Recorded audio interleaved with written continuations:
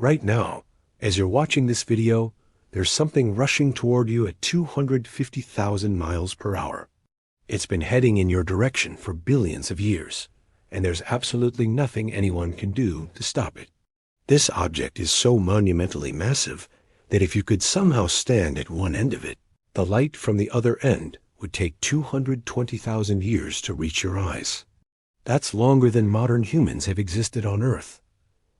What I'm talking about is the Andromeda Galaxy, and I need to tell you something that might fundamentally change how you think about size, space, and your place in the universe. Everything you've been told about how big Andromeda is has been dramatically understated. Most people think they understand scale. You know a football field is bigger than your house. You know your city is bigger than your neighborhood. You might even have a vague sense that Earth is a tiny speck compared to the Sun. But what if I told you that the actual, true size of the Andromeda Galaxy is so incomprehensibly vast that even after spending the next 3 hours together, you'll still only scratch the surface of understanding it? What if I told you that Andromeda is so large that it contains more worlds than there are words ever spoken by every human who has ever lived? And here's the part that should terrify and amaze you in equal measure. Andromeda is heading straight for us, and in cosmic terms, it's our next-door neighbor. Before we go any further, I need you to do something for me. Hit that like button right now and subscribe to this channel, because by the end of this video, I promise you'll see the night sky in a completely different way. Also, drop a comment and tell me, what country are you watching from, and what time is it for you right now? I'm genuinely curious to know how many of us are pondering the cosmos together at this moment, spread across this tiny planet, all looking up at the same Andromeda Galaxy. Let's start with what you think you know, because I'm about to systematically dismantle every comfortable assumption you have about size and distance. When astronomers tell you that Andromeda is 2.5 million light-years away, your brain probably does something interesting. It just accepts that number without really processing what it means. A light-year, for reference, is the distance light travels in 1 year, which is about 5.88 trillion miles. Now multiply that by 2.5 million. Go ahead, try it. Your calculator probably can't even display that many zeros. That's roughly 14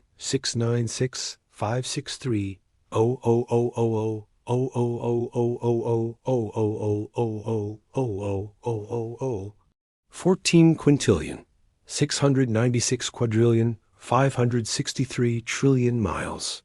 And that's just the distance to get there. But here's what they don't tell you in those astronomy documentaries with the soothing narrator voice. That distance measurement is to the center of Andromeda. The galaxy itself is so absurdly large that if you were measuring to its outer edges, you'd need to add another 100,000 light years. Think of it like this.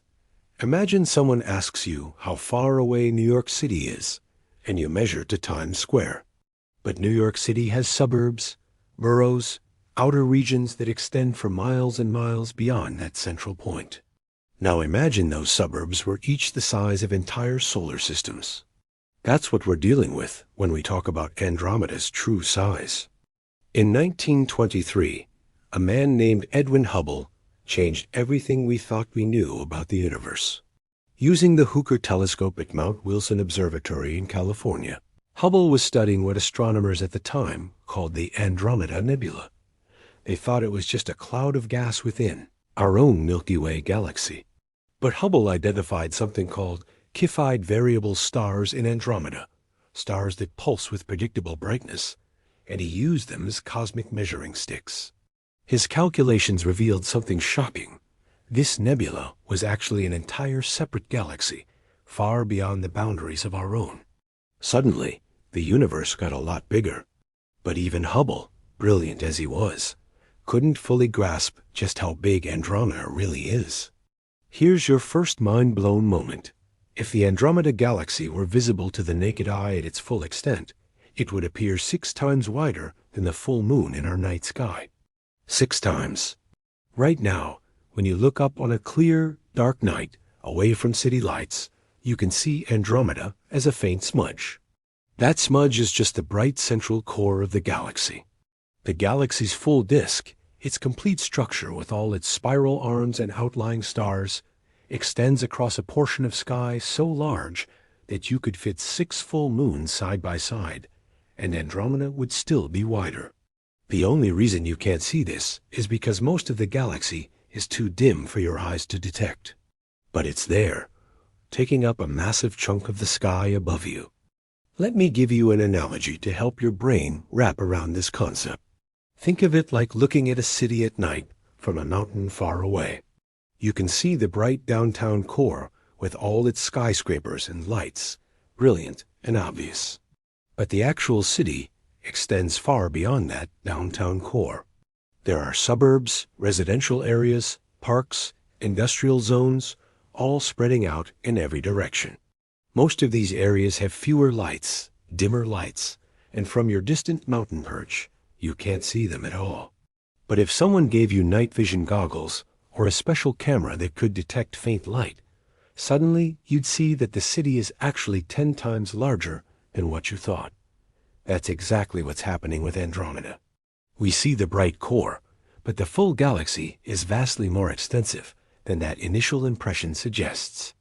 Now, let's talk about what big actually means when we're discussing a galaxy. In 2005, a team of astronomers led by Scott Chapman used the Keck Observatory in Hawaii to study the outer reaches of Andromeda. What they discovered was stunning. They found stars that belonged to Andromeda more than 1 million light years from the galaxy's center. 1 million light years is roughly half the distance between Andromeda's center and our Milky Way's center. These stars were so far out that they were practically in the space between galaxies, yet they still orbited Andromeda's galactic core. This discovery meant that Andromeda's sphere of influence, its true gravitational domain, extended far beyond what anyone had previously measured. But it gets even more mind-bending. In 2020, a study published in the monthly notices of the Royal Astronomical Society by a team, including astrophysicist Nicholas Lenner, revealed something extraordinary about Andromeda's halo. Every galaxy has a halo, an enormous cloud of hot gas and dark matter that surrounds the visible disk. Using the Hubble Space Telescope to study distant quasars, the team could see how Andromeda's halo absorbed specific wavelengths of light passing through it. What they found was that Andromeda's gaseous halo extends at least 1.3 million light years from the galaxy's center, possibly even 2 million light years. Here's what that means in practical terms. Andromeda's halo and the Milky Way's halo are already touching right now. We're already, in a sense, in the earliest stages of our galactic collision, with the outer atmospheres of our two galaxies already mingling in the vast darkness between us. Think about that for a moment. When we say two galaxies are going to collide in 4 billion years, we're talking about when the visible stars and dust will interact. But the truth is that the outer regions, the massive halos of gas that dwarf even the visible galaxies themselves, are already beginning their cosmic dance. It's like two massive storms, each hundreds of miles wide, with their outer cloud layers starting to touch long before the centers merge. And these aren't small storms. If you could somehow make Andromeda's halo visible and look up at the night sky, it would cover an area more than 100 times the size of the full moon. It would stretch across a significant portion of the entire night sky, a colossal bubble of superheated gas hanging over our heads, invisible to our eyes, but undeniably there. Here's something to consider. When we measure the size of something, we have to decide what we're measuring. Are we measuring just the visible part, the gravitationally bound part, the part that has influence on its surroundings? By different measures, you get wildly different answers for how big Andromeda is. If we're talking about just the visible disk, the part you could photograph with a good telescope, Andromeda is about 220,000 light years in diameter.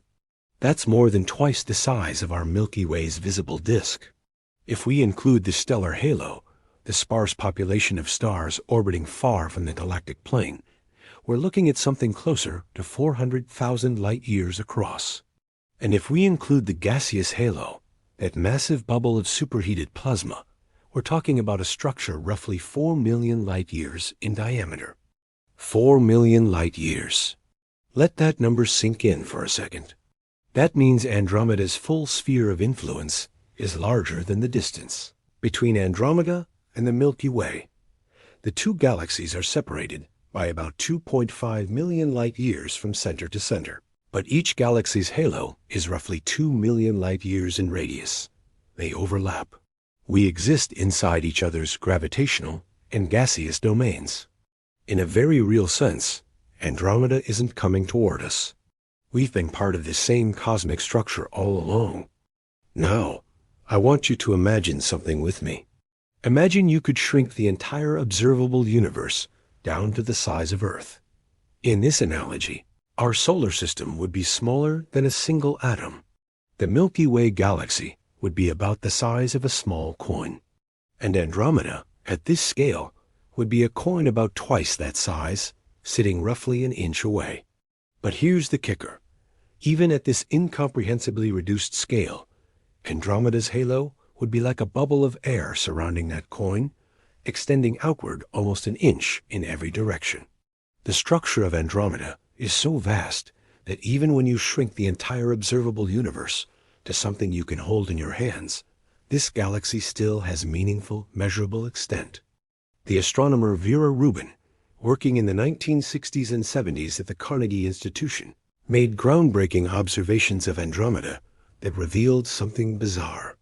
She measured the rotation speeds of stars at various distances from Andromeda's core, expecting to find that stars farther out would orbit more slowly, just as outer planets in our solar system orbit more slowly than inner planets. But that's not what she found. Stars at the outer edges of Andromeda were moving just as fast as stars closer to the center. This made no sense based on the visible matter in the galaxy. The only way this could happen was if there was a massive amount of invisible matter surrounding the galaxy, pulling on those outer stars. Rubin's work with Andromeda was some of the strongest early evidence for dark matter, the mysterious substance that makes up about 85% of all matter in the universe, but doesn't interact with light in any way we can detect. Here's the implication that should blow your mind. When we talk about how big Andromeda is, we're mostly talking about stuff we can't even see. The dark matter halo that surrounds Andromeda is far more massive than all the stars, planets, black holes, and dust in the galaxy combined.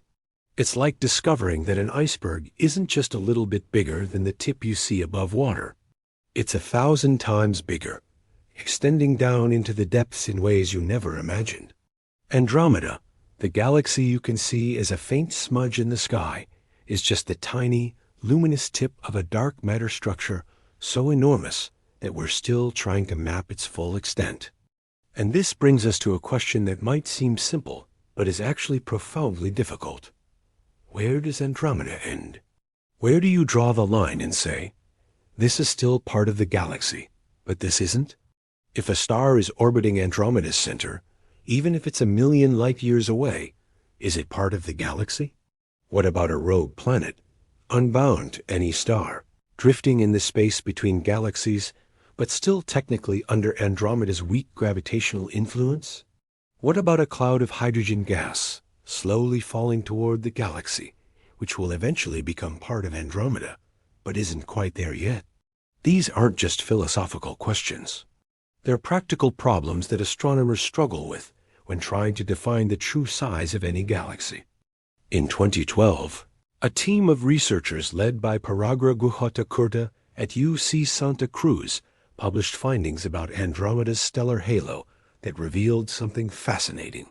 They found evidence of multiple streams of stars in the outer regions of the galaxy, the remnants of smaller dwarf galaxies that Andromeda had consumed in its past. These streams are like the rings inside a tree trunk, each one telling a story of a collision, an absorption, a merger event from millions or billions of years ago. Andromeda hasn't always been this big. It grew to its current enormous size by being a cosmic cannibal, devouring smaller galaxies that wandered too close. And this process is still happening today. Right now, there are dwarf galaxies orbiting Andromeda, slowly spiraling inward, doomed to eventually be torn apart and absorbed. Andromeda is still growing, still getting bigger, every moment of every day. Think of it like this. Imagine a snowball rolling down a hill, gathering more snow as it goes. It started small, but with each rotation, it picks up more material and gets larger. Andromeda started as something much smaller, perhaps billions of years ago, and has been rolling through the universe, gathering material, swallowing smaller galaxies, growing into the behemoth it is today. And it's not done growing. Not by a long shot. Let me give you some context for just how many stars we're talking about here. The best current estimates suggest that Andromeda contains approximately 1 trillion stars. 1 trillion. If you started counting right now, one number per second, it would take you about 31,700 years to count to 1 trillion. But we're not talking about abstract numbers. We're talking about stars, each one a massive ball of nuclear fusion, many with their own planets, potentially their own moons, their own weather systems, their own complex dynamics. Imagine trying to comprehend 1 trillion separate, unique, complex things all existing in one structure. Your brain literally cannot do it. Human cognition isn't built to handle numbers this large in any meaningful way. But let's try anyway. If you could visit 1 star per second in Andromeda, spending just 1 second at each star before moving to the next, it would take you 1 trillion seconds to visit them all. That's about 31,700 years. But remember, we're talking about a galaxy where stars are separated by light years, not miles. If you could somehow travel at the speed of light, the fastest possible speed in the universe, jumping from star to star, spending 0 time at each one, and moving instantly to the next, it would still take you hundreds of thousands of years to visit every star in Andromeda. The scale is so vast that even light, which can circle Earth 7.5 times in 1 second, is almost comically slow when dealing with galactic distances. Now here's something that will really mess with your perception. Andromeda is so large that different parts of it exist at different times. Light from the far side of Andromeda takes 220,000 years longer to reach us than light from the near side. When you look at an image of Andromeda, you're not seeing the galaxy as it is now. You're seeing a composite of the galaxy at many different moments in time, all stitched together. The center of the galaxy you see existed 2.5 million years ago. The far edge you see existed 2.72 million years ago. In the time it took for light to travel from one edge of Andromeda to the other, and then to reach Earth, humans evolved from early hominids into the civilization-building species we are today. The galaxy is so big that it transcends time as well as space. Imagine if you looked at a photograph of a person, but their head was from 10 years ago, their torso was from 5 years ago, and their legs were from last year. That's essentially what we're seeing when we look at Andromeda. It's not a snapshot of a single moment. It's a time-lapse spread across hundreds of thousands of years, all compressed into one image. The Andromeda you see is not the Andromeda that exists right now, at this moment. The current Andromeda, as it exists in the present moment, is something we won't see for another 2.5 million years. By the time the light showing us the Andromeda of today finally reaches Earth, humanity will have either evolved into something unrecognizable, spread across the stars, or gone extinct. That's how big and how far away this galaxy really is.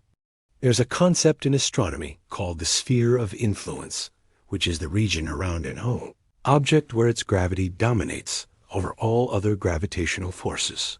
For Andromeda, this sphere is absolutely enormous. Any object within roughly 250,000 light-years of Andromeda's center is more strongly influenced by Andromeda's gravity than by anything else. This means there are dwarf galaxies, massive clouds of gas, rogue stars, and other objects all orbiting Andromeda, held captive by its immense gravitational pull.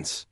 John Dubinsky, an astronomer at the University of Toronto, created some of the most detailed computer simulations of the Andromeda Milky Way collision. His simulations, published in 2006, showed that the merger would actually happen in several passes. The two galaxies would approach, pass through each other, pull apart again due to their velocities, slow down, and then fall back together for another pass. This would happen multiple times before they finally merged into one structure.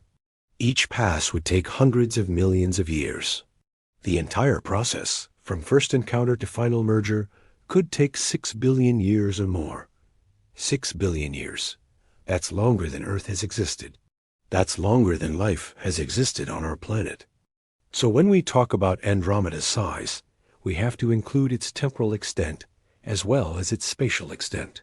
This isn't just a big object. It's an object whose story, whose interaction with our own galaxy, plays out over timescales that make human history look like a blink of an eye.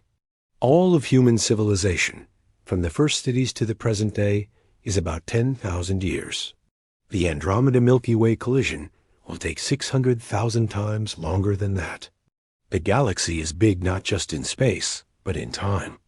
Now, let's talk about what's inside this colossal structure, because when you understand the contents, you start to really grasp the scale. Andromeda contains, as I mentioned, about 1 trillion stars. But stars aren't the only thing in galaxies. There's gas, there's dust, there are planets, there are black holes, there are nebulae, there are dense clusters and sparse regions. Current estimates suggest that there are roughly 100 billion planets in Andromeda. 100 billion worlds, each potentially unique, each with its own geology, its own chemistry, its own story. Some of these planets are gas giants larger than Jupiter. Some are rocky worlds like Earth. Some are frozen ice planets in the outer reaches of their solar systems. Some are rogue planets, ejected from their home systems, wandering the darkness between stars. And here's the thing that should really blow your mind. On a clear, dark night, when you look up at that faint smudge in the constellation Andromeda, you're looking at 100 billion planets. The light that reaches your eyes has bounced off or passed by 100 billion worlds before traveling for 2.5 million years to reach your retina. Some of those planets might have life. Given the sheer numbers involved, it's almost statistically certain that some do. Simple life, almost certainly. Complex life? Quite possibly. Intelligent life? We don't know, but the numbers make it seem plausible. Right now, as you're reading this, there might be someone on a planet in Andromeda looking back at the Milky Way, wondering the exact same things you're wondering. But they wouldn't just be looking at the Milky Way. They'd be looking at the Milky Way as it was 2.5 million years ago. They'd be seeing our galaxy in the past, just as we're seeing theirs in the past. If they had a powerful enough telescope, if they pointed it at Earth right now, they wouldn't see you. They wouldn't see cities or cars or airplanes. They'd see Earth in the Paleolithic era, a world of early humans just beginning to spread across the globe, just starting to create art and music and language. We're looking at each other's history, two galaxies separated by such immense distance that we can only ever see each other's past, never the present. This gets even stranger when you consider communication. If you wanted to send a message to someone in Andromeda, assuming you had a way to send a signal that could traverse intergalactic space, it would take 2.5 million years for that message to arrive. And if they sent a message back, it would take another 2.5 million years for their reply to reach you. A single round-trip communication would take 5 million years. Entire species could rise and fall in the time it takes to have a conversation. Civilizations could be born, flourish, and collapse to dust before a simple hello and hello back could be exchanged. The scale of Andromeda makes even the concept of communication across its breadth almost meaningless. If someone on the far side of Andromeda wanted to send a message to someone on the near side, it would take 220,000 years for that message to arrive. Even if there was a galactic civilization spanning Andromeda, a unified culture or government that somehow controlled the entire galaxy, they would be dealing with time lags that would make any kind of centralized control nearly impossible. By the time orders from the central government reached a distant part of the galaxy, the situation they were responding to would have changed completely thousands of times over. The galaxy is so big that it defeats even the most advanced hypothetical civilization's ability to communicate efficiently across its breadth. Let me try another analogy to help you grasp this. Imagine you're standing at one end of a football field and someone else is standing at the other end. If you're both connected to very slow, old-fashioned telegraph lines, you could tap out a message and they'd receive it almost instantly. Now imagine the football field is 1,000,000 times longer. Now 100 million times longer. Now 1,000,000,000,000 times longer. At some point, the field becomes so long that sending messages becomes almost pointless. The person at the other end lives in a completely different time, a completely different era by the time your message reaches them. That's what Andromeda is like. It's a structure so large that different parts of it are essentially isolated from each other by time as well as distance. Now let's talk about the mass of Andromeda, because this is where things get truly absurd. The latest estimates suggest that Andromeda has a total mass of about 1.5 trillion times the mass of our Sun. 1.5 trillion solar masses. To put that in perspective, our Sun weighs about 2 by 1,030 kilograms. That's a 2 followed by 30 zeros. Multiply that by 1.5 trillion, and you get the mass of Andromeda, approximately 3 by y kilograms. 3 followed by 42 zeros. Try to write that number down. Go ahead. I'll wait. You can't, can you? Not in any meaningful way. Your brain just sees very big number and moves on. But let me try to make it more concrete. If you took all the mass in Andromeda and converted it into grains of sand, you would have enough sand to cover every beach on Earth, every desert, every landmass, and all the ocean floors thousands of feet deep, and you'd still have enough sand left over to do the same thing to thousands of other Earth-sized planets. The mass is so large that it curves space-time around it in a measurable way. Andromeda's gravity well is so deep that it affects the motion of objects millions of light years away. And remember, most of this mass is dark matter, the stuff we can't see, can't touch, can't detect except through its gravitational effects. The stars, planets, gas, and dust that make up the visible part of Andromeda account for only about 15% of its total mass. The other 85% is this mysterious dark matter, whatever it is, forming an enormous halo around the galaxy. It's like discovering that a person isn't just their body. They're surrounded by an invisible field that weighs 6 times as much as their physical form, extending dozens of feet in every direction. In 2018, Prajwal Kefal and his team at the University of Western Australia published new measurements of Andromeda's mass that sparked significant discussion in the astronomical community. Their calculations suggested that Andromeda might actually be roughly equal in mass to the Milky Way, not significantly more massive as previously thought. This was surprising because Andromeda appears so much larger and brighter than our galaxy. But if the masses are similar, it suggests that the Milky Way might be denser, with more mass packed into a smaller volume, while Andromeda is more spread out. This is still an active area of research, with different teams using different methods getting somewhat different results. But what's clear is that we're talking about a mass on the order of 1 trillion suns, give or take, regardless of whose measurements you trust. Now, think about what this mass means in practical terms. Andromeda's gravity is strong enough to hold onto 1 trillion stars, keeping them in orbit around the galactic center. Some of these stars are moving at hundreds of kilometers per second, and yet they can't escape. The galaxy's gravity, well, is too deep. At the center of Andromeda, there's a supermassive black hole, as there is at the center of most large galaxies. This black hole has a mass of about 100 million times that of our Sun. It's a monster, a gravitational singularity so dense that nothing, not even light, can escape once it crosses the event horizon. But here's the thing. Even this supermassive black hole, as incomprehensibly massive as it is just a tiny fraction of Andromeda's total mass. It's like the nucleus of a cell compared to the entire cell. The black hole is important. It anchors the galaxy. It affects the motion of stars near the galactic center. But the galaxy is so much bigger, so much more massive, that the black hole is almost negligible in the grand scheme of things. Andromeda would still be Andromeda without that central black hole. It would still have its trillion stars, its 100 billion planets, its vast clouds of gas and dust. The galaxy transcends even its own central engine. Let's shift gears and talk about the structure of Andromeda, because understanding its architecture helps convey its true scale. Andromeda is a spiral galaxy, similar to the Milky Way, but larger.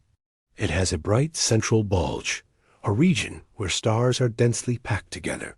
This bulge is roughly 20,000 light-years across. Surrounding the bulge is a disk, a flattened structure where most of the galaxy's stars, gas, and dust reside. This disk is where you find the spiral arms, those beautiful sweeping curves of stars and nebulae that make spiral galaxies so visually striking. But here's what's wild. Andromeda's disk isn't flat. It's warped, bent out of shape by gravitational interactions with its satellite galaxies. If you could look at Andromeda edge-on, you'd see that the outer parts of the disk curve up on one side and down on the other, like a record that's been left in the sun and is warped. This warping extends for tens of thousands of light-years, affecting the orbits of billions of stars. The galaxy is so large that it can be twisted and bent by external forces, and yet it still maintains its overall structure, its fundamental identity as a galaxy. Andromeda has at least 2 major spiral arms, and possibly several smaller ones. These arms are not solid objects. They're density waves, regions where stars and gas are temporarily compressed as they orbit the galaxy. Think of it like a traffic jam on a highway. The cars are always moving, but the jam itself stays in roughly the same place. In a spiral arm, stars are constantly entering and leaving the arm as they orbit, but the arm itself persists. These density waves are thousands of light years wide and stretch for hundreds of thousands of light years along their length. They're not just features of the galaxy.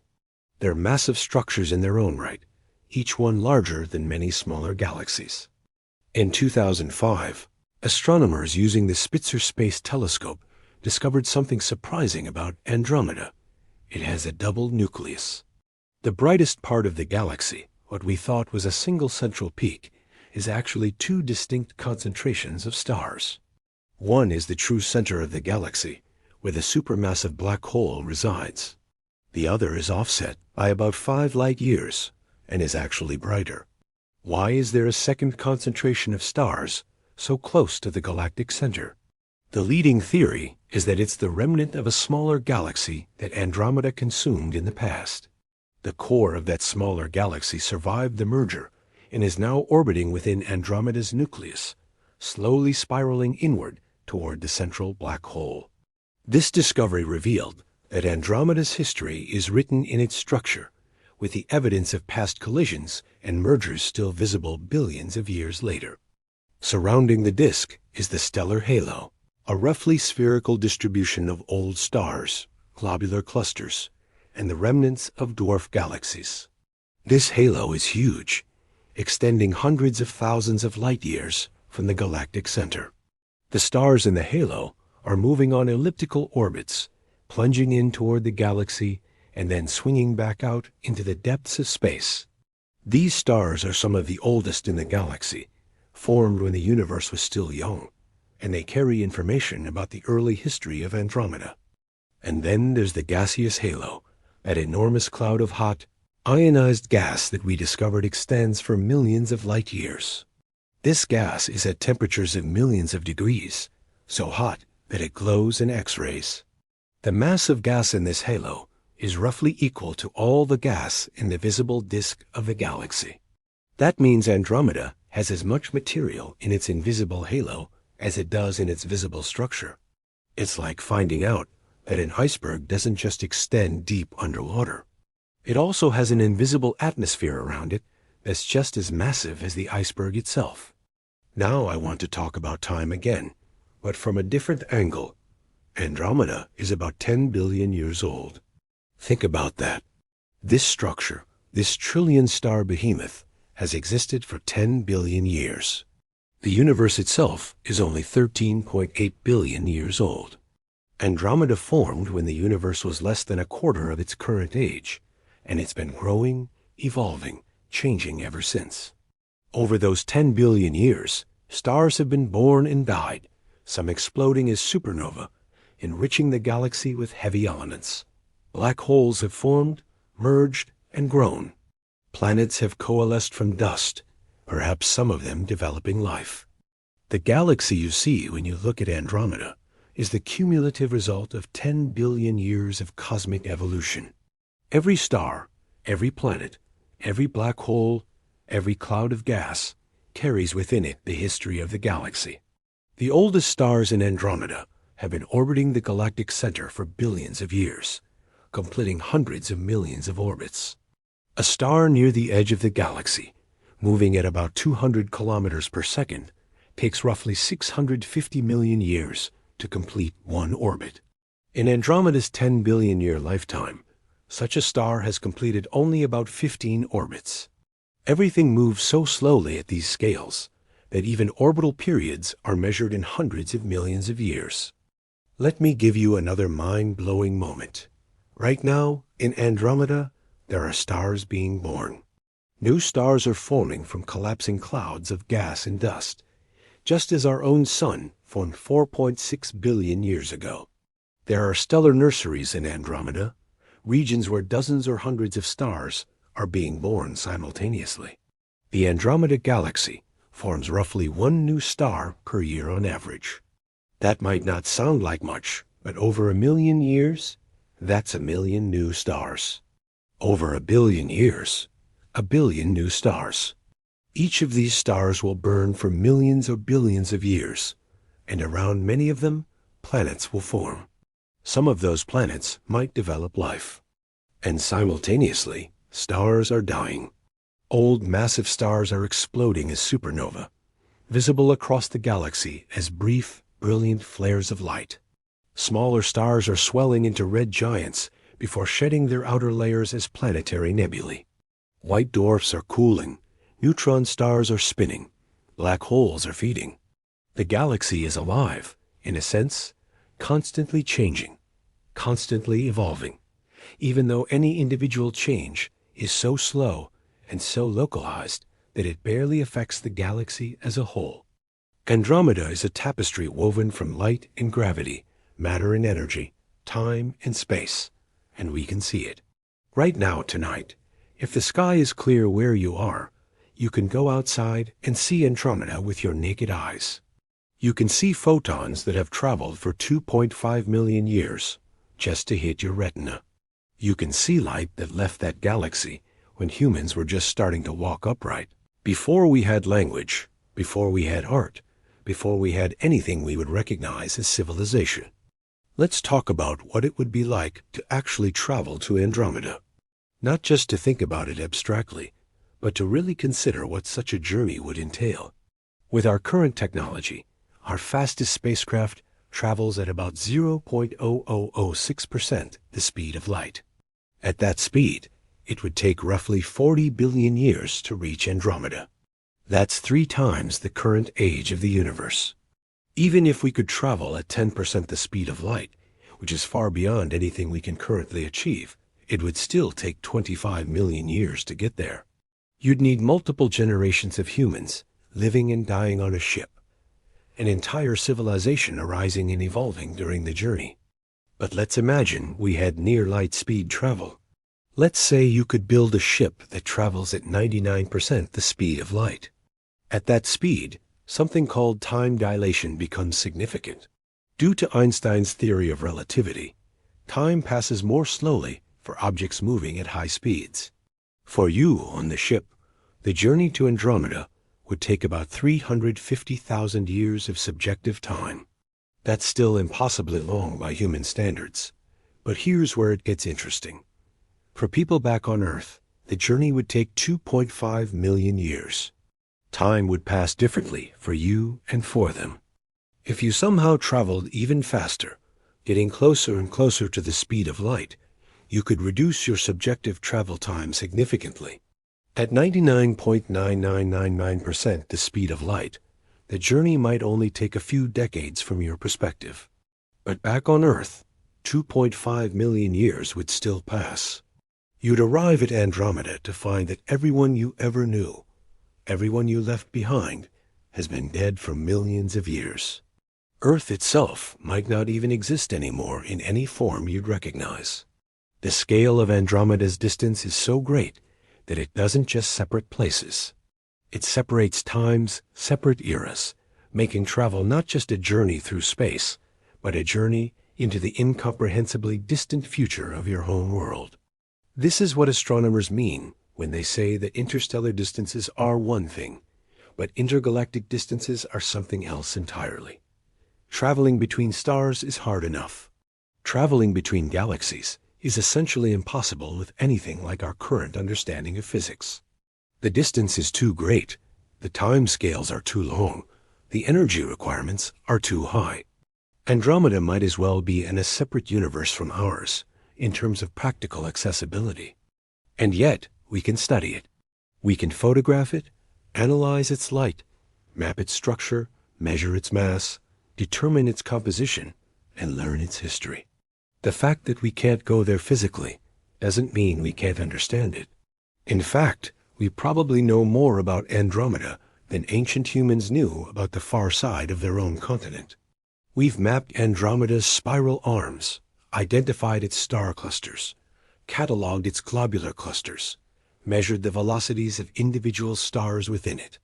We've done all of this from 2.5 million light years away, using nothing but the light that reaches us from across that vast gulf. The Hubble Space Telescope has captured images of Andromeda that show individual stars. Think about that. From our vantage point here in the Milky Way, we can see individual stars in another galaxy, 2.5 million light years away. Each little point of light in those images is a sun, potentially with its own planets, its own story. The images Hubble has taken of Andromeda required multiple pointings, multiple observations stitched together, resulting in photographs containing billions of stars. These images are some of the largest and most detailed ever taken of any object outside our own galaxy. In 2015, the Hubble team released an image of Andromeda that was 1.5 billion pixels in size. That's 1.5 gigapixels. The image would require 600 HD television screens to display at full resolution. It shows over 100 million stars and captures a region of the galaxy stretching more than 40,000 light years across. When you zoom into this image, you see structure at every level.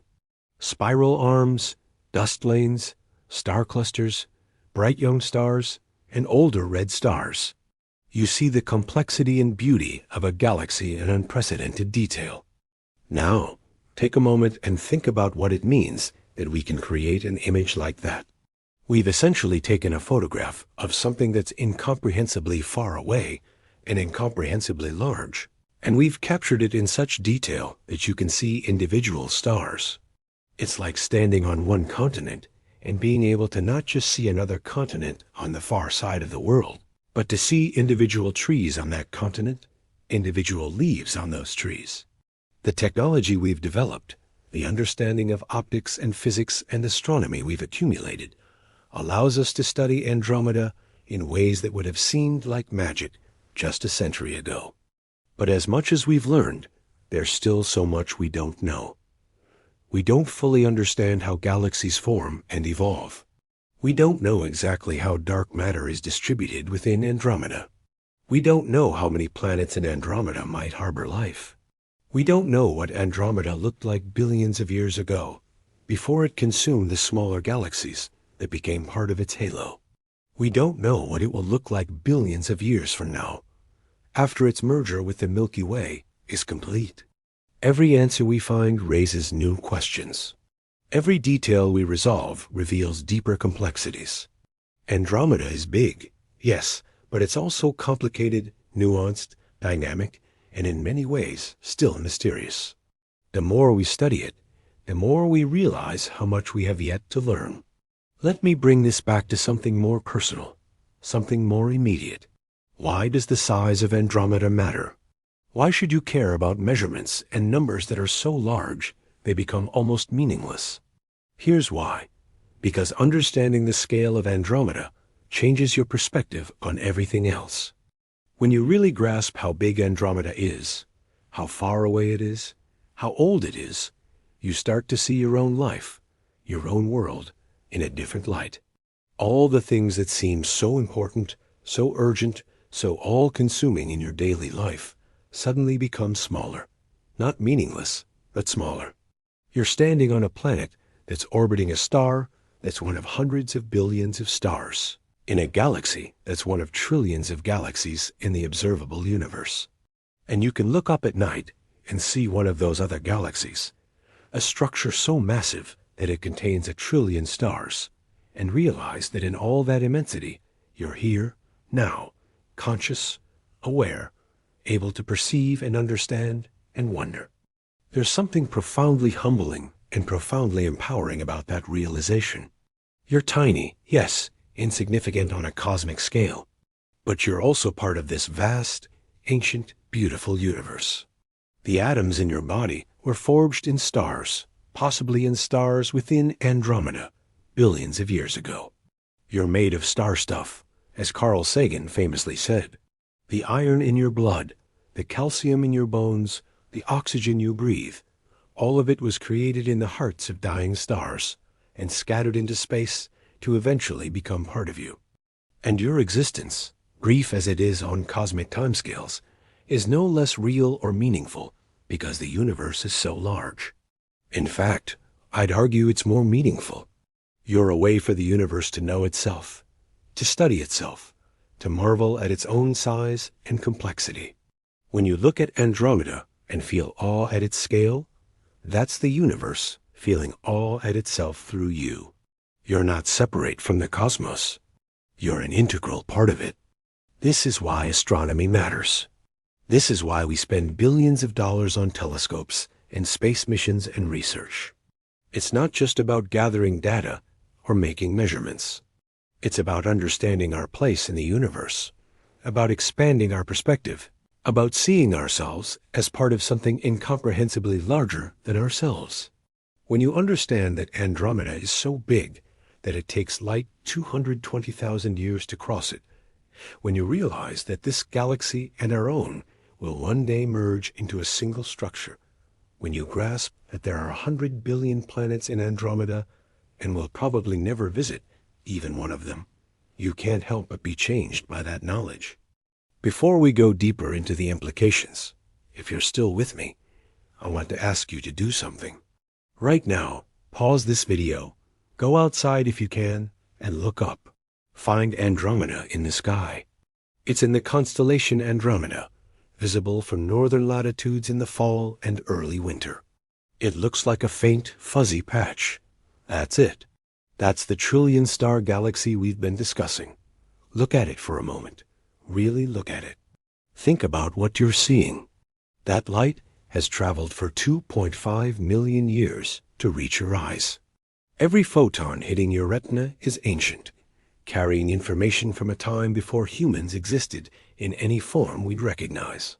You're looking at the past, at a structure so vast that words and numbers can't truly capture it. And now, come back. We're going to go even deeper. Let me tell you about some of the specific objects and regions within Andromeda that really drive home the scale we're discussing. There's a globular cluster in Andromeda called Messier 2, also known as G1. This cluster is one of the most massive and luminous globular clusters known, containing several million stars, packed into a sphere roughly 300 light-years across. It's about twice as massive as Omega Centauri, the most massive globular cluster in the Milky Way. Messier 2 is so bright that if it were as close to us as Omega Centauri, it would cast shadows at night. This single cluster, just one of hundreds orbiting Andromeda, is itself larger than many dwarf galaxies. Then there's the Andromeda Great Nebula, a misnomer from early astronomy when we thought Andromeda was just a nebula within our own galaxy. But within the actual Andromeda Galaxy, there are countless real nebulae, regions where new stars are being born. One of the most prominent is NGC 206, a bright star cloud within one of Andromeda's spiral arms. This region is roughly 4,000 light-years across and contains multiple clusters of young, hot blue stars. If NGC 206 were in our galaxy, positioned where the Orion Nebula is, it would be one of the most spectacular sights in the night sky, covering an area several times the size of the full moon. There are planetary nebulae in Andromeda, the beautiful death shrouds of sun-like stars. There are supernova remnants, the expanding debris clouds from exploded massive stars. There are X-ray binaries, systems where a normal star is being cannibalized by a black hole or neutron star. There are molecular clouds, vast regions of cold gas and dust where stars will form in the future. Each of these objects would be worthy of study in its own right if it were in our galaxy. But in Andromeda, they're just details, just individual features in a galaxy that contains countless millions of such objects. In 1885, a supernova exploded in Andromeda, designated S Andromedae. For a brief time, it was visible to the naked eye, almost as bright as the core of the galaxy itself. This was before we understood what supernovae were, or how far away Andromeda was. If we saw a similar supernova today, knowing what we know now, it would be a huge event in astronomy. A supernova in Andromeda would be studied by every telescope on Earth and in space.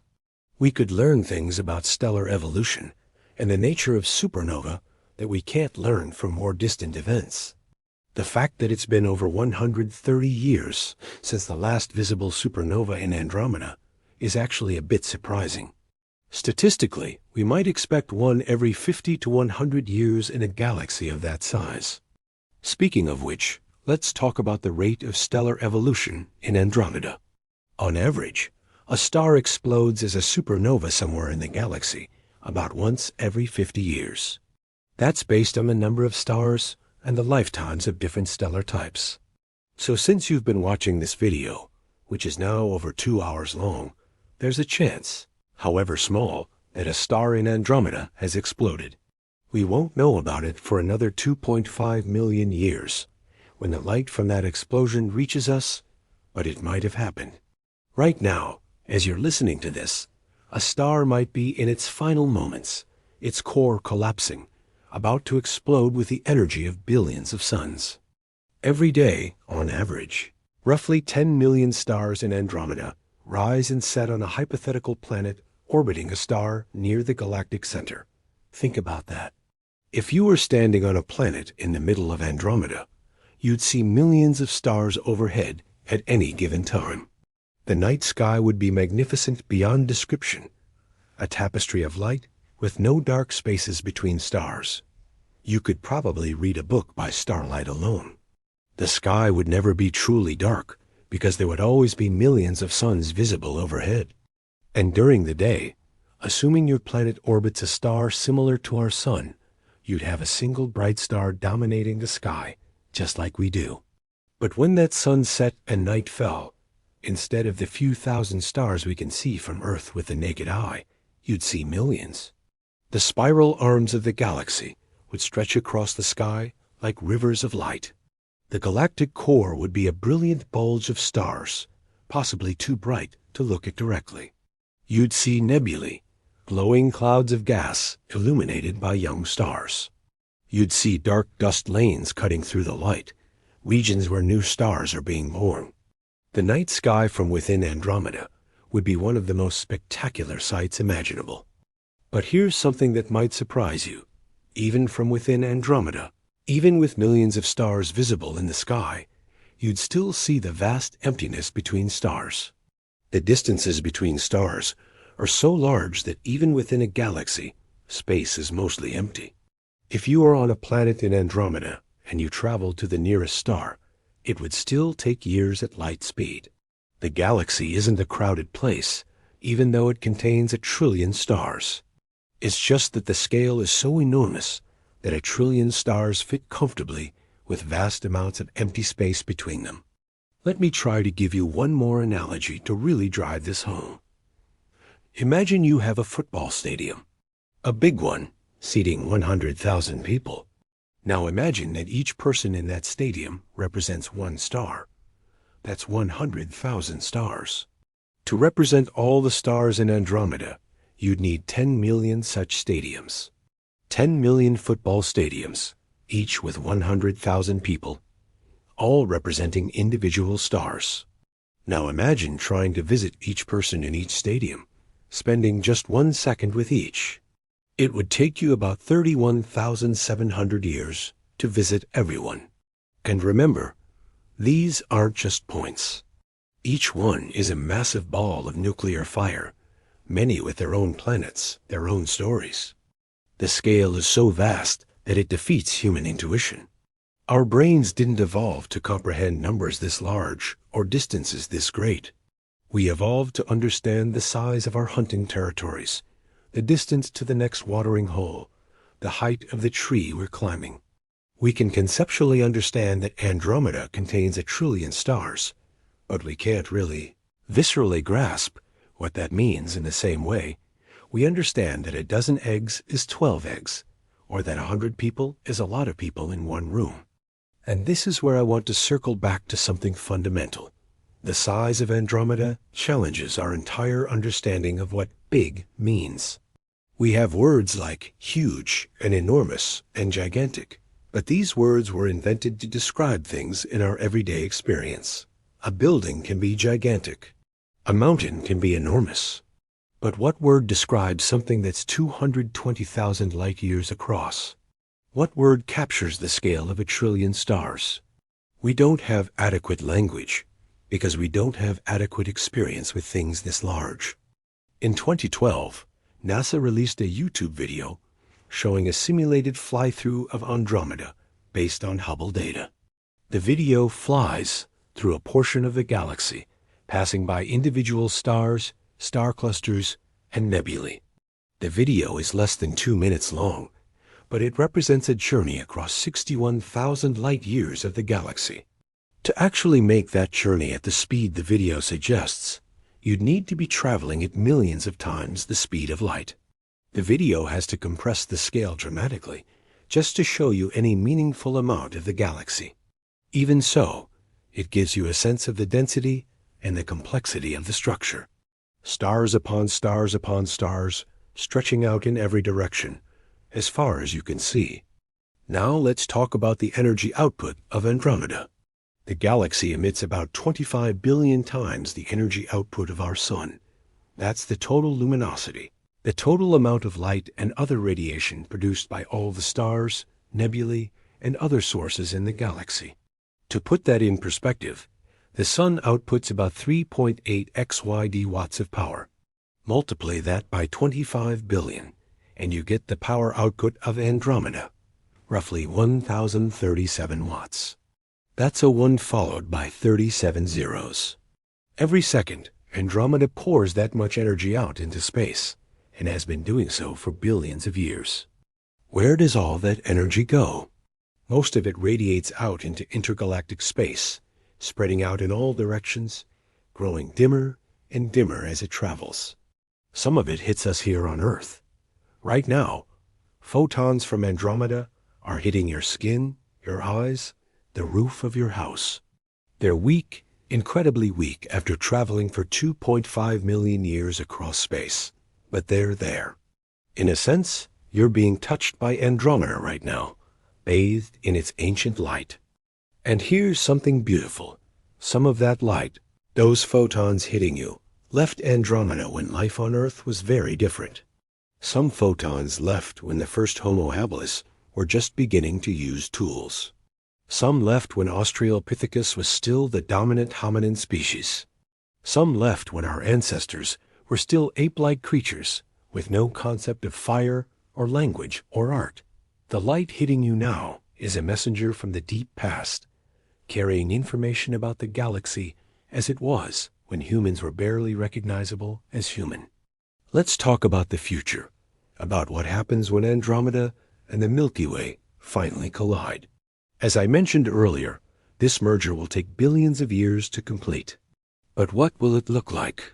What will the night sky look like for any creatures alive to witness it? Initially, over the first billion years or so, Andromeda will grow larger in the sky. Right now, it's a faint smudge.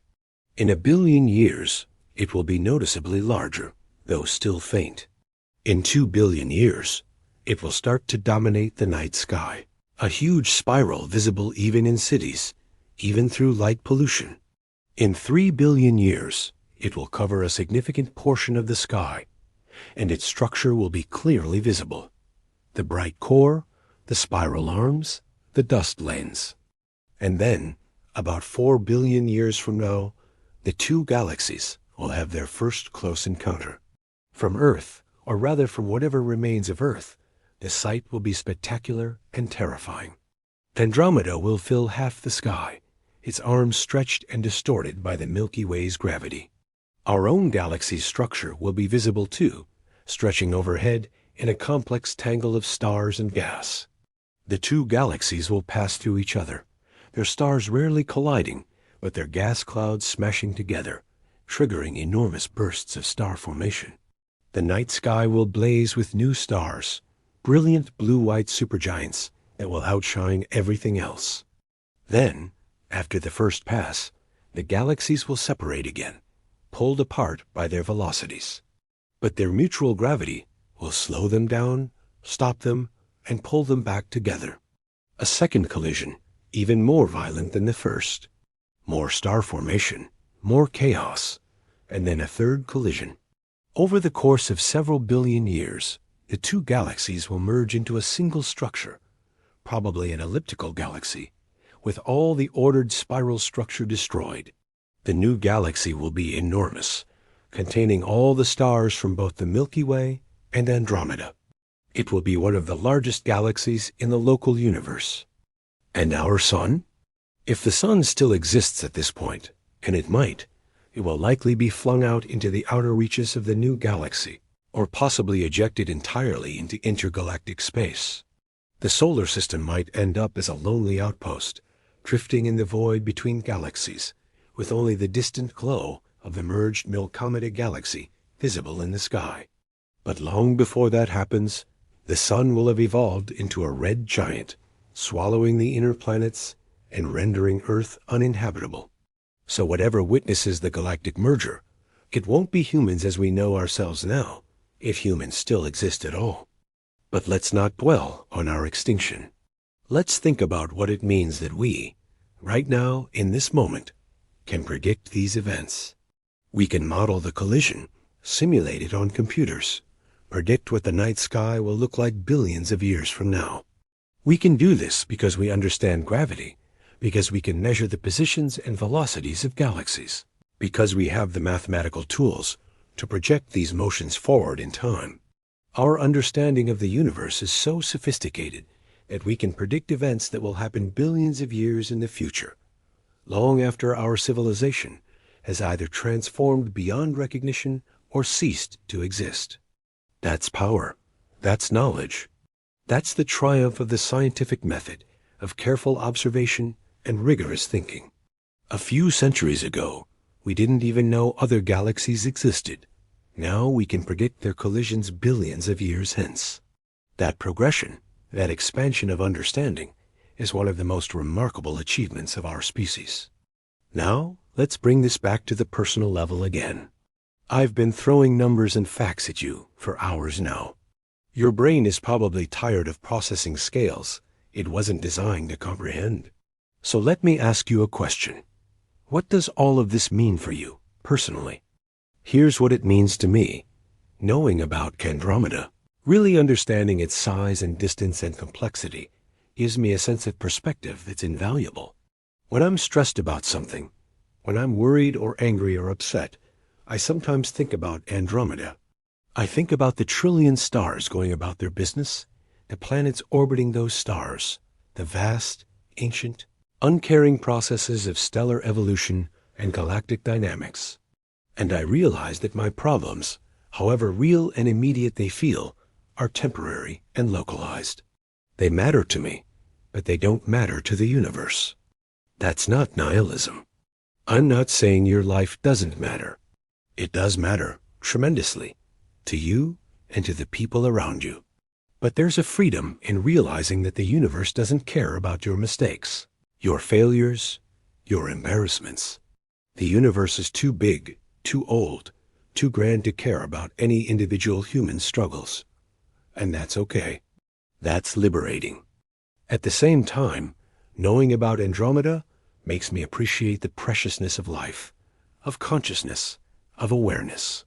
In all that vastness, in all those trillions of stars, we don't know how common life is. Maybe it's everywhere. Maybe every star has planets with life. Or maybe it's incredibly rare. Maybe Earth is one of only a handful of planets in the entire universe where life exists. We don't know. But what we do know is that life is remarkable. Consciousness is remarkable. The fact that you can look at Andromeda, understand what it is, feel awe at its scale, that's a miracle in its own right. You are a collection of atoms arranged in such a way that you can think, feel, wonder, and understand. Those atoms were forged in stars, scattered across space, gathered by gravity into planets, organized by chemistry and biology into living things, and eventually into you. You are made of star stuff, yes, but more than that, you are a way for the universe to know itself. When you look at Andromeda and feel awe, that's the universe feeling awe at itself. When you marvel at the scale, that's the universe marveling at its own size. And here's the thing, you're not just passive. You're not just an observer. You're part of the process. You're part of how the universe evolves, changes, grows in complexity. Your actions matter. Your choices matter. Not to Andromeda, perhaps, but to the people around you, to your community, to the small part of the universe you can touch and influence. You're a tiny part of a vast whole, but you're not insignificant. No part of the universe is insignificant, because every part is the universe. I want you to think about something else. You and I are having this conversation across time. I recorded this video, and you're watching it, maybe days or weeks or years later. We're separated by time, just like we're separated from Andromeda by time. When you look at Andromeda, you see it as it was 2.5 million years ago. When you watch this video, you see me as I was when I recorded it. We're all time travelers, in a sense, always looking at the past, always separated from each other by the finite speed of light and sound and information.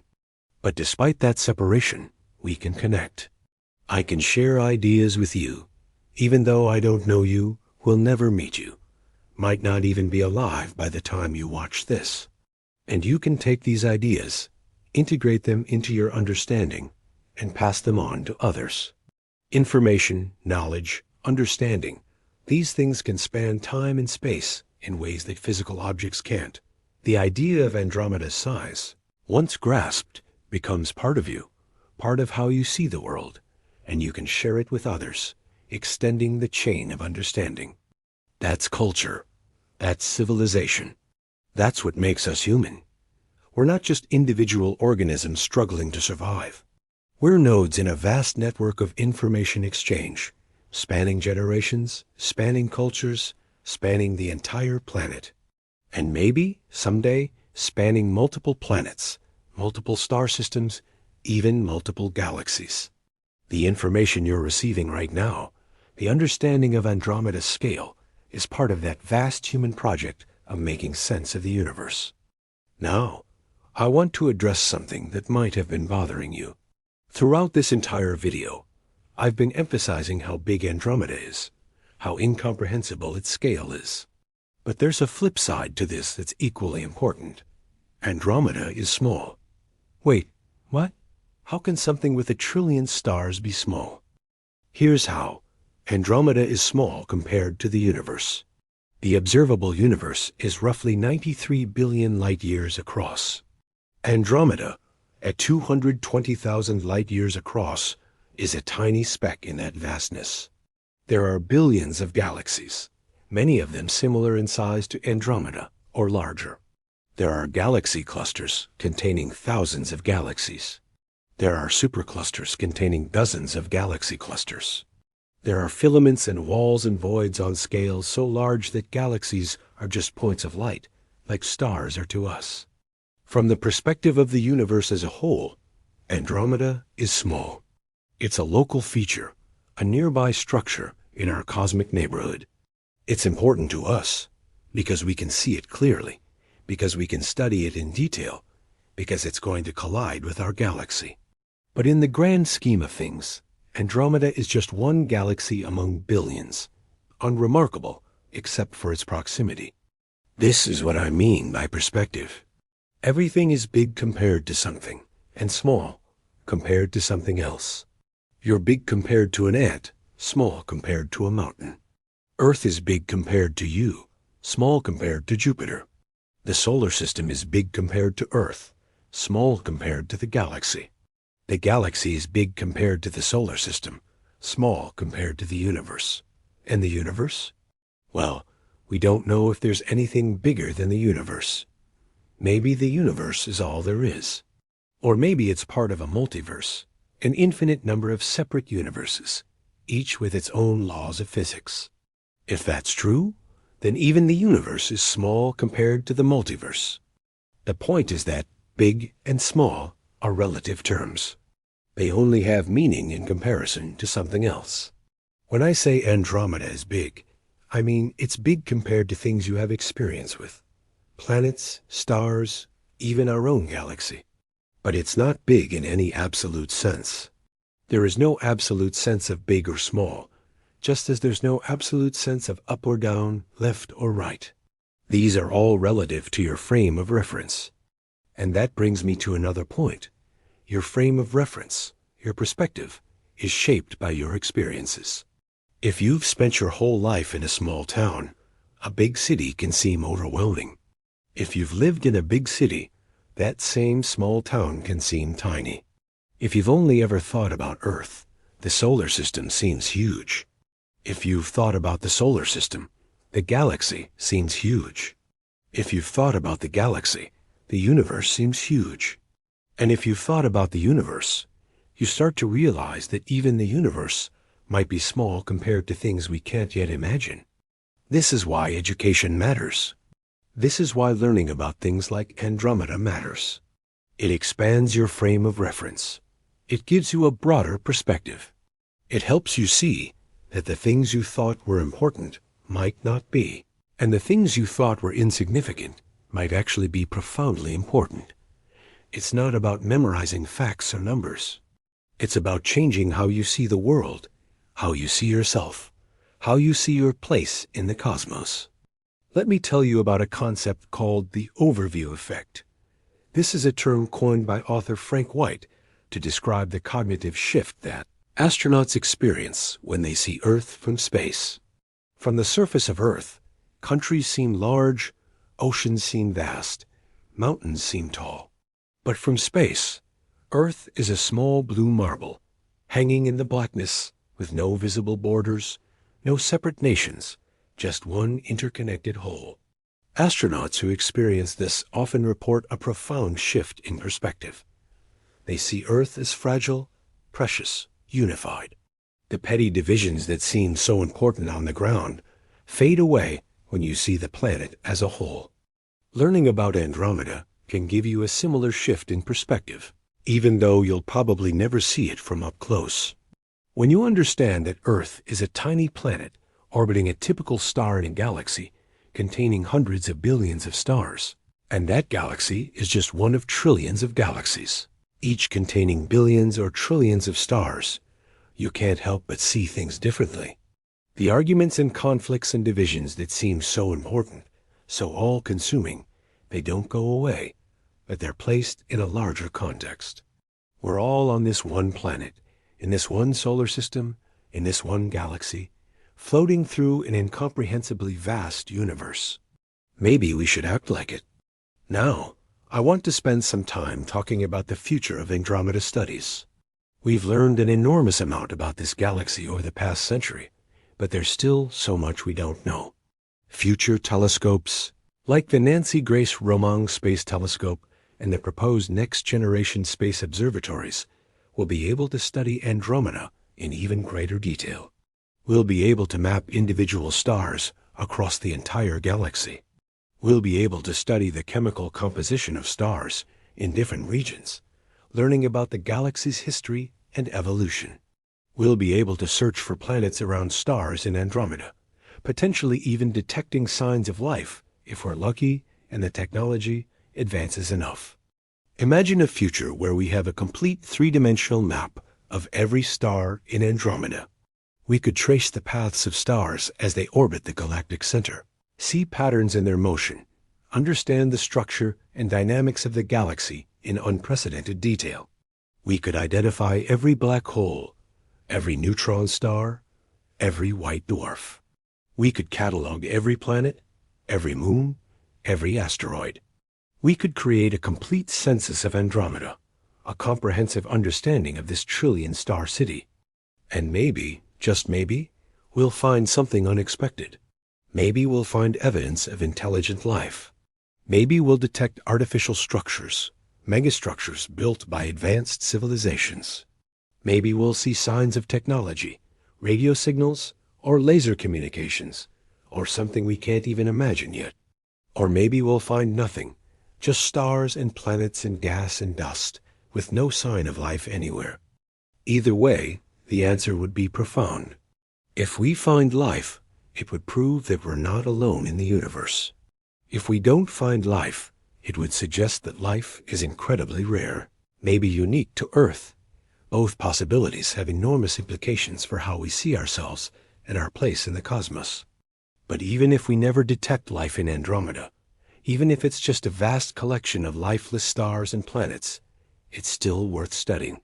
Because every galaxy tells a story, a history written in the positions and motions and compositions of its stars.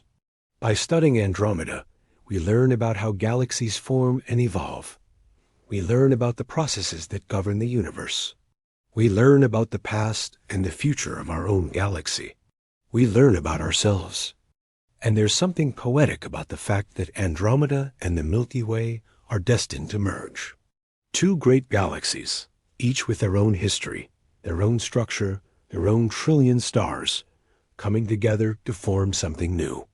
It's destruction, yes, but it's also creation. The merger will destroy the orderly spiral structures of both galaxies, but it will also trigger massive bursts of star formation, creating millions of new stars. It's an ending and a beginning, a death and a rebirth.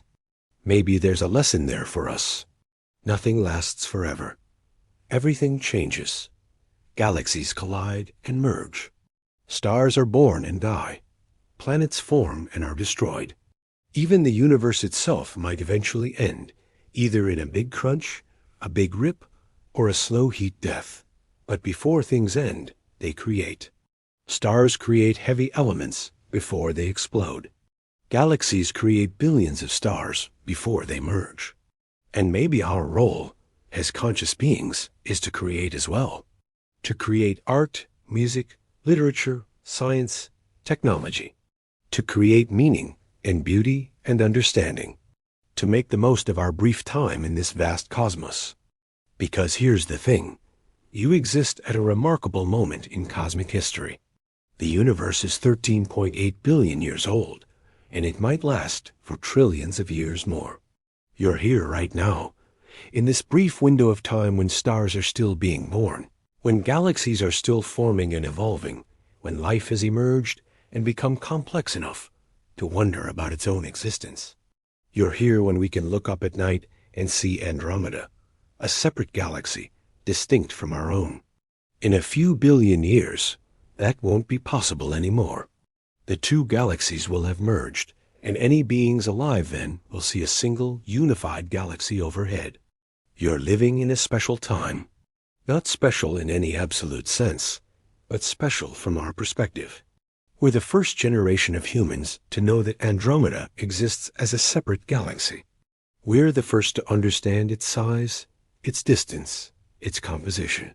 We're the first to predict its collision with our galaxy. We're the first to see it in such detail, to photograph individual stars within it, to study its structure and dynamics. And we might be among the last to see it as a separate structure, distinct from our own galaxy, before they merge. That's a privilege. That's a responsibility. We have knowledge that no previous generation had. We understand things about the universe that would have seemed like magic to our ancestors, and we have a choice about what to do with that knowledge. We can ignore it, treat it as just another piece of trivia, another fact to memorize and forget, or we can let it change us. We can let it expand our perspective, deepen our sense of wonder, enrich our experience of being alive in this universe. I vote for the latter. I think knowledge about things like Andromeda should change us. It should make us more thoughtful, more humble, more aware of our place in the grand scheme of things. It should make us appreciate the preciousness of life, the uniqueness of consciousness, the value of our brief time here on Earth. It should inspire us to be better, to do better, to create things that will outlast us, to leave the world a little bit better than we found it.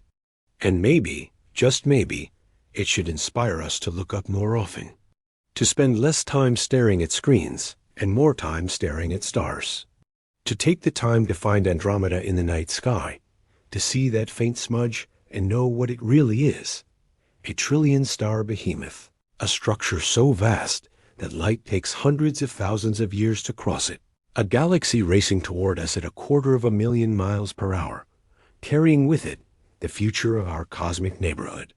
When you look up at Andromeda, you're looking at the past and the future simultaneously. You're seeing the galaxy as it was 2.5 million years ago, but you're also seeing a preview of what the night sky will look like in a few billion years when the merger is underway. You're seeing something that's both incredibly distant and intimately connected to our fate. You're seeing the universe in action, galaxies in motion, gravity sculpting the cosmos on the largest scales imaginable. And you're doing all of this with just your eyes, or maybe a small telescope. You don't need fancy equipment or a PhD to appreciate Andromeda. You just need to know where to look and to take the time to look. That's one of the beautiful things about astronomy. It's accessible to everyone. The universe is out there, waiting to be observed, studied, appreciated, and wondered at. All you have to do is look up. So here's my challenge to you. Tonight, or whenever you next have a clear, dark sky, go outside and find Andromeda. Use a star map if you need to, or a phone app that shows you where to point. Find that faint fuzzy patch in the constellation Andromeda. And when you see it, really see it. Don't just glance at it and move on. Spend some time with it. Think about what you're looking at. Think about the trillion stars, the 100 billion planets, the vast clouds of gas and dust, the black holes, the nebulae, the dying stars, and the stars being born. Think about the fact that you're seeing light from 2.5 million years ago, light that left that galaxy when humans were barely human. Think about the fact that this galaxy and your galaxy are on a collision course, destined to merge billions of years from now. And think about yourself, standing on a planet, looking up at another galaxy, understanding what you're seeing, feeling awe and wonder, and maybe a little bit of existential vertigo. You're a small part of a vast universe, but you're not insignificant. You're the universe becoming aware of itself. You're a way for the cosmos to know its own size, its own age, its own beauty. That's profound. That's meaningful. That's why I've spent hours talking to you about the size of Andromeda. Not just to give you facts and figures, though I hope you've learned some of those, but to give you a sense of perspective, a sense of your place in the cosmos, a sense of wonder that you can carry with you long after you've finished watching this video. The universe is big, really big. Andromeda is big, really big. But you know what? Your capacity to understand, to wonder, to feel awe, That's big too. That's infinite in its own way. You can comprehend things far larger than yourself. You can think thoughts that span billions of light years and billions of years. You can imagine scenarios that will play out long after you're gone. That's a kind of power, a kind of transcendence. So as we come to the end of this journey together, as we finish exploring the scale of Andromeda, I want to leave you with one final thought. The universe doesn't care about you, but that's okay. You care about the universe. You look up at the stars and wonder. You ask questions about how big things are, how far away they are, what they're made of. You seek to understand. And in that seeking, in that wondering, in that questioning, you become more than just a collection of atoms. You become something remarkable, a conscious being capable of contemplating the cosmos. Andromeda is big. You are small. But your awareness of Andromeda, your understanding of its scale, that's not small at all. That's something beautiful and profound and uniquely human. That's what separates us from the rocks and the trees and the animals that don't look up and wonder. We can know things that are far beyond our direct experience. We can understand things that dwarf us in scale. We can imagine things that don't yet exist and might never exist. And with that knowledge, that understanding, that imagination, we can do remarkable things. We can build telescopes that see across billions of light years. We can send probes to other planets. We can split atoms and cure diseases and compose symphonies and write poetry. We can create art that moves people in science, that reveals the workings of reality and technology, that transforms our world. All of that comes from the same place, our capacity to look up, to wonder, to ask how big is that thing, and then to spend years or decades or centuries figuring out the answer. That's the human superpower. Not our strength or our speed or our size, but our curiosity, our intelligence, our drive to understand. So the next time you feel small, the next time you feel insignificant, remember Andromeda. Remember that you live in a universe with trillions of galaxies, each containing billions or trillions of stars.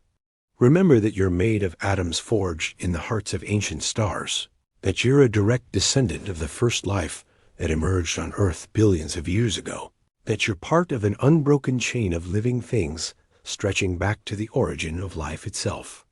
Remember that you can look up at night and see another galaxy with your own eyes. You can understand what it is, and how far away it is, and how big it is. You can predict its future collision with your galaxy billions of years from now. You can marvel at the scale of it, the beauty of it, the sheer cosmic majesty of it, and remember that you're part of it all, not separate from the universe, but a part of it. You're a way for the universe to experience itself, to know itself, to wonder at itself. When you feel awe looking at Andromeda, that's the universe feeling awe at its own size. When you feel curiosity about how galaxies form, that's the universe trying to understand itself. When you feel gratitude for being alive, for being conscious, for being able to experience and understand and appreciate the cosmos, that's the universe being grateful for itself. You are not separate from Andromeda. You're not separate from the stars, the galaxies, the vast expanse of space and time. You're made of the same stuff. You're governed by the same laws. You're part of the same story, the same cosmic narrative that began with the Big Bang 13.8 billion years ago and will continue for trillions of years into the future. So when you look at Andromeda, you're not looking at something alien, something other. You're looking at family. Distant family, to be sure, separated by millions of light years and billions of years of independent evolution. But family nonetheless, made of the same stardust, governed by the same physics, part of the same cosmos. And someday, in a few billion years, Andromeda and the Milky Way will be one. The family will reunite. The two galaxies will merge into a single structure, and all the stars and planets and black holes and nebulae will be part of one vast, unified galaxy. It will be one of the most spectacular events in cosmic history. A merger of titans, a cosmic dance that will take billions of years to complete. But even after the merger, even after Milkomeda or Milkromeda, or whatever we call it, has formed and settled into a new equilibrium, the story won't be over. New stars will be born. New planets will form. Life might emerge, evolve, become complex, become intelligent. New civilizations might arise, might look up at their sky, might see the distant glow of other galaxies and wonder about their size, their distance, their nature. And maybe, just maybe, some of those civilizations will look back at the records left by earlier inhabitants of their galaxy and find this very video, this very exploration of how big Andromeda was before the merger. They'll see that we understood what was coming, that we predicted the collision, that we marveled at the scale of the galaxies involved. They'll know that we were here, that we wondered, that we sought to understand. That's immortality of a sort. Not physical immortality, but the immortality of ideas, of knowledge, of understanding. Long after you and I are gone, long after humanity as we know, it has either evolved into something unrecognizable or ceased to exist. The knowledge we've created, the understanding we've achieved, might still exist, passed down through generations, preserved in some form, a testament to our existence and our curiosity. So thank you for coming on this journey with me. Thank you for spending hours listening to me talk about the scale of Andromeda. I hope you've learned something. I hope you've felt some sense of wonder, some shift in perspective, some appreciation for the sheer cosmic magnificence of the universe we inhabit. And most of all, I hope that the next time you look up at the night sky, you see it differently. I hope you see not just pretty points of light, but entire worlds, entire galaxies, entire cosmic structures of unimaginable scale and complexity. I hope you see the universe as it really is, vast, ancient, beautiful, and strange, full of wonders that we're only beginning to understand. Andromeda is big, really, truly, incomprehensibly big. But your capacity to understand that bigness, to appreciate it, to be awed by it, that's even bigger in a way. That's what makes you human. That's what makes this whole exploration worthwhile. So go outside, look up, find Andromeda. And remember, you're not just looking at a galaxy. You're looking at 1 trillion stars, 100 billion planets, a structure 220,000 light years across, carrying with it the future of our cosmic neighborhood. You're looking at the past and the future. You're looking at yourself, in a way, because you and Andromeda are made of the same stuff, part of the same universe, connected across space and time by the fundamental laws of physics and the profound mystery of existence itself. Thank you for watching. Keep looking up. Keep wondering. Keep seeking to understand. And never forget how big the Andromeda Galaxy really is.